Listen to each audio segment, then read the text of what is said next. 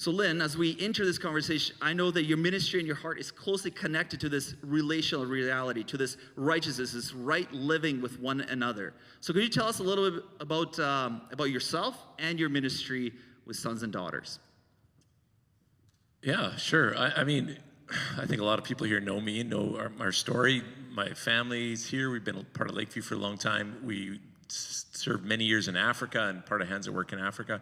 And as we came back from Africa, we're from Saskatchewan, but we recognized in our city, like there is a crisis here in our child welfare system where the number of families that are breaking down in our city and the number of kids that are apprehended, have nowhere to go, that number keeps going up, and we don't have enough safe spaces in the city for those kids.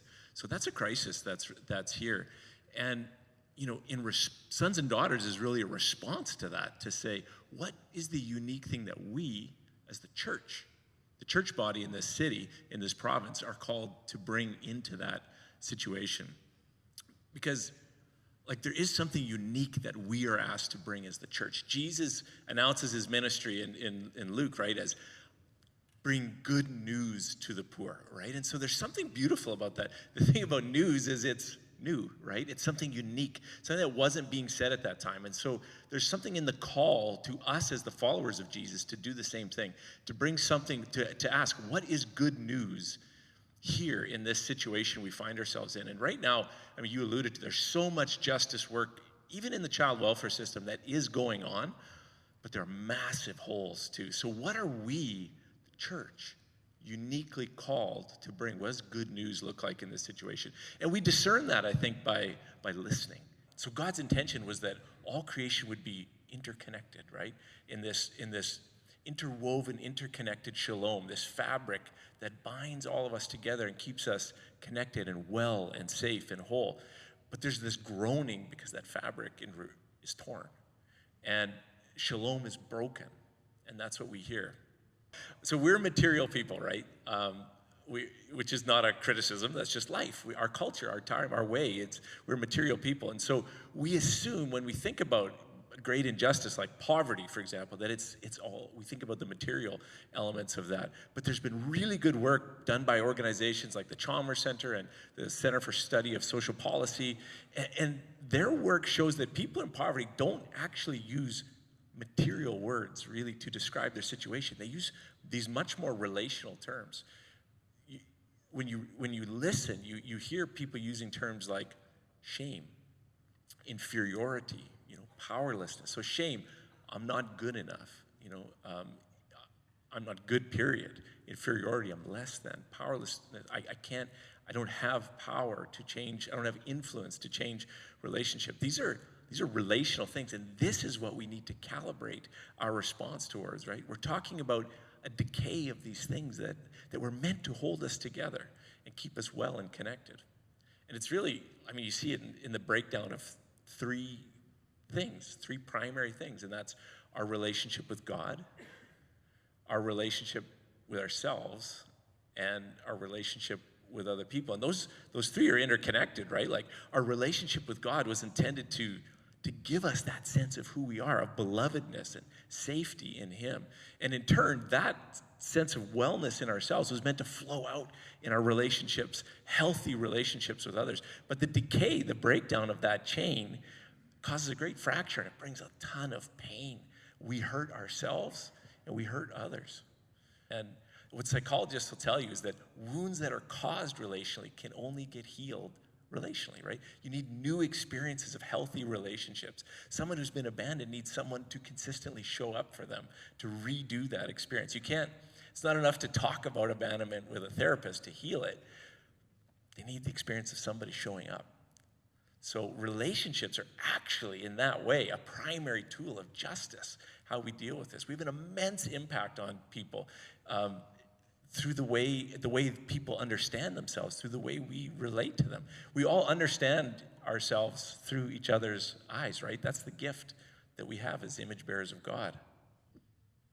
Yeah, and you could see in our experiences in nature, in life, how God has wired us for that. One of the things psychology tells us, and neurology is that, it says it really authoritatively, that the we have a physical impact on one another through our relationships.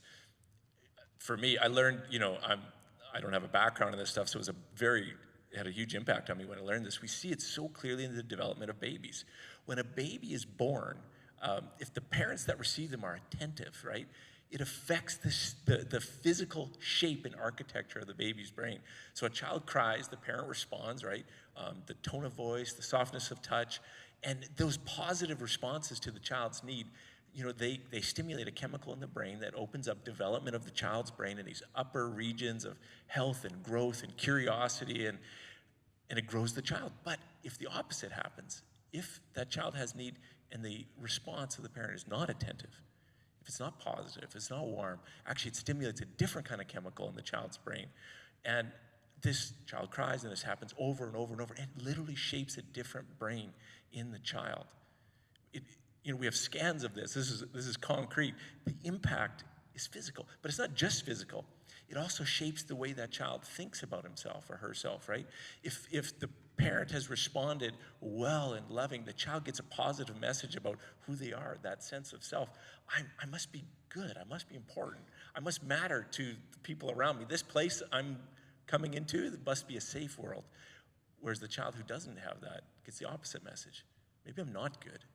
Maybe I'm not okay here. Maybe the people around me aren't safe. And you can imagine the different kid that gets launched into the world from that situation. And it's literally the relationship that has made that impact.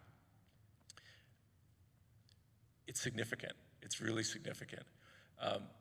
So it's a picture, I think, in a sense, of the impact of the tear in that shalom fabric, that decay, when those relationships decay, and impact of what it actually means, how it plays itself out in our lives. I mean, I have read some of those studies and followed up some of it in my education as well, and it's an amazing mystery to even wrap our minds around how fearfully and wonderfully we are created for each other and with each other. And then this pursuit of shalom through justice is deeply rooted in rightness of relationships. It's actually deeply hardwired in us that seeks the welfare of one another. Yeah, that's right. And so those impacts in it, the way we impact each other when we hurt each other relationally, like I said, through scripture and through science, through experience, we can see those things can be healed, because the same dynamic plays out in that child as it does in an adult. But the thing is, the wound that was caused by relationship has to be healed by relationship, right? That's how it happens. So yeah, as adults, we still come to understand ourselves through the way others interact with us. Like, I form a belief of who I am based on how you see me. I see you seeing me. And that sends all kinds of messages to me about myself. It happens on a very subconscious level, but it's very, very impactful. Kurt Thompson, who's a psychiatrist, researcher, author, Christian, has really taught me a lot about this. And he has a quote that says, I'll read it here. For years, he says, mental health professionals taught people they could be psychologically healthy without social support. That, quote, unless you love yourself, no one else will. The truth is, you can't love unless you've been loved and are loved. The capacity to love cannot be built in isolation. The science of interpersonal neurobiology shows us we don't really know ourselves until we see ourselves in somebody else's eyes. And what he's saying here is the broken root, that can't get healed, that decay doesn't get healed on its own. I can stare in the mirror and tell myself, I'm good, I'm good, I'm good, over and over again, but it doesn't stimulate a change until I experience someone else experiencing me as good. And that's just how God made us, right? Our well-being is in one another's hands, right? The pursuit of justice, it's rooted and connected in relationship. That's the gift of being image bearers of God for one another. He made us so we really only come to see ourselves and our lives differently in the presence, in the eyes, in the response of another person to us when we open up our life to them.